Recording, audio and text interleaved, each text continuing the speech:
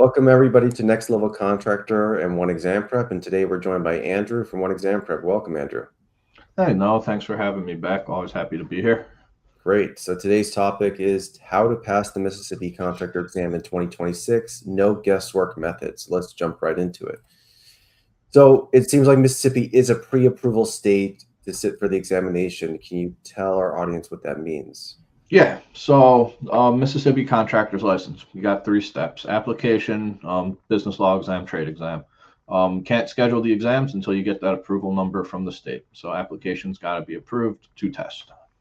Okay, got it. And talk about the reference letters and net worth requirements. Absolutely. So Mississippi, they're not looking for X amount of years like some other states might be looking for as far as your experience, right? For the experience, Mississippi, they want you to document 3 jobs that you worked on, you performed that fall into the classification for which you're applying. They're going to want to know the dates, role and responsibility, company, contractor, or record running the project there.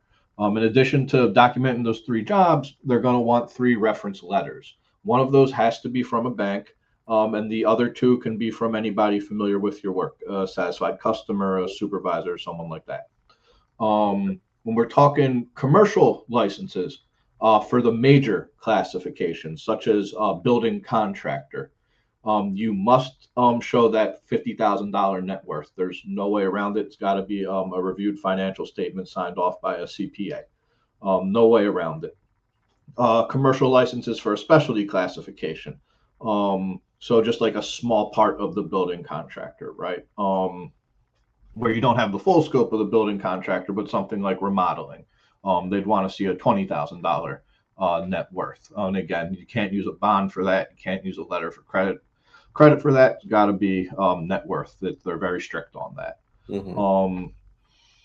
However, for residential licenses, there is no financial hurdle to jump over there. So to get into the game with a residential license, you're just starting out, might be a good choice for a lot of folks. Now, when we were talking insurance, whether you're doing commercial or residential, they require general liability.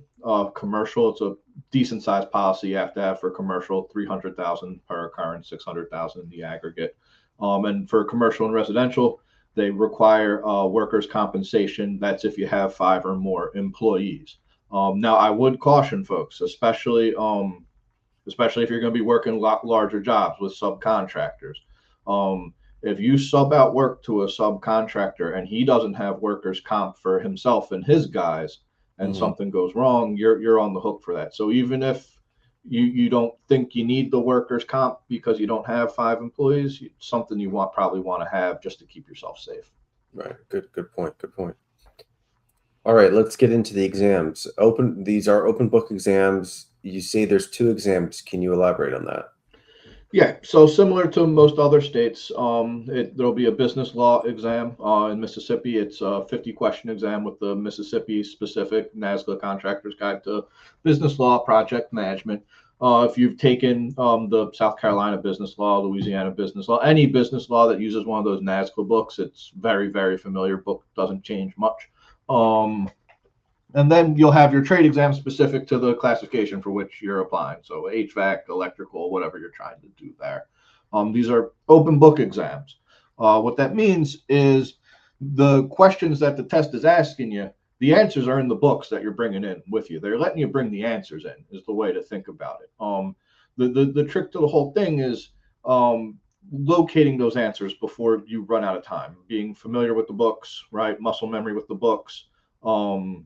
Tabbing and highlighting is key for that, right? Because if you know an answer is going to be in a specific section of your building code, for example, and you don't have the sections of your building code tabbed with those index tabs that go around the perimeter, you could lose the 2 minutes or so time you have for that question thumbing through the building code looking for the section, and you know where the answer is, right?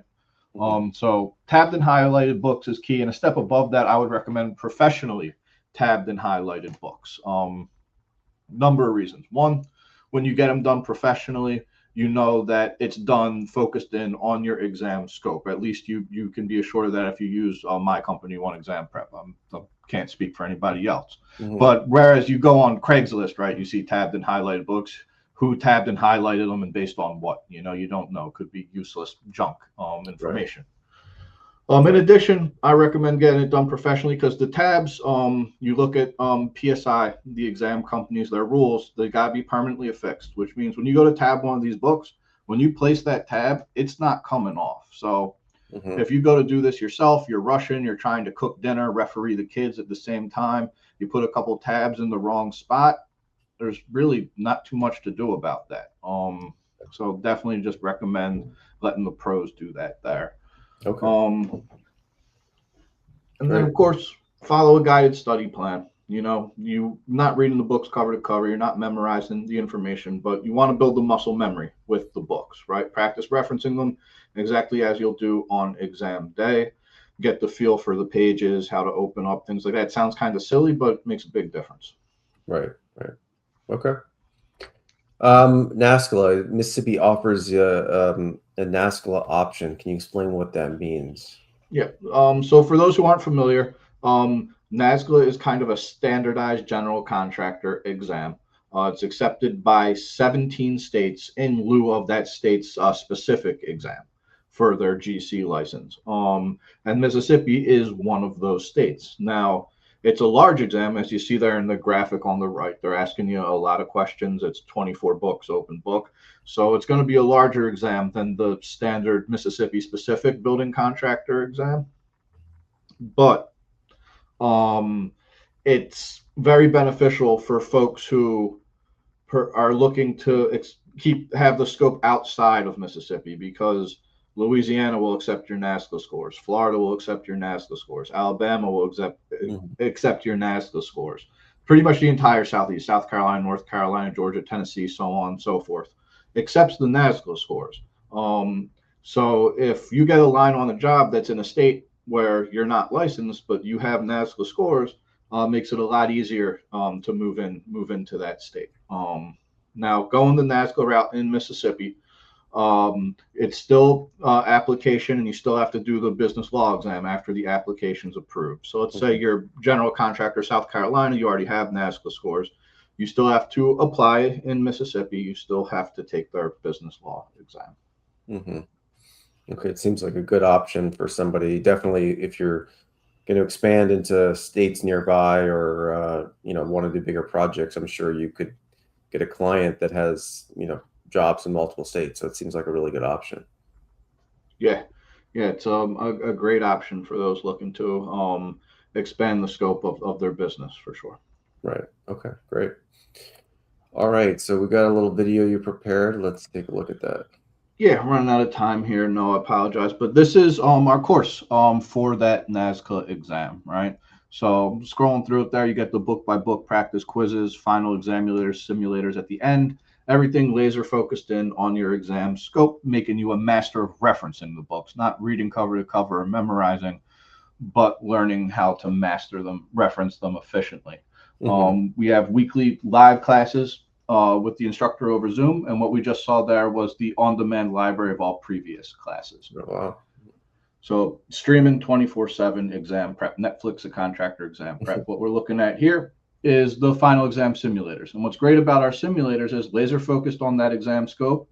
And if you get a question wrong, you see right there before it tells you the next question. So while that question's still fresh in your mind, it's telling you the book, the exact location of the book where you would have found the correct answer. Great way to learn and keep that information in your head while it's fresh. Right. Okay, great.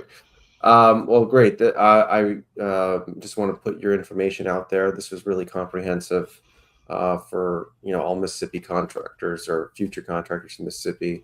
We've got a special code MS10OFF for 10% off any Mississippi contractor prep packages. You can do that online at oneexamprep.com or calling Andrew or his team, 877-775-9400. And you can see that One Exam Prep has dozens of, and all a comprehensive list of all the Mississippi licenses, including all the different packages that would go in there. So you can check out their website. Andrew, thank you so much. And we'll see you again soon, hopefully. Yeah, always a pleasure. No, whenever you want me, I'm happy to come on. All right, great. Take care, everybody.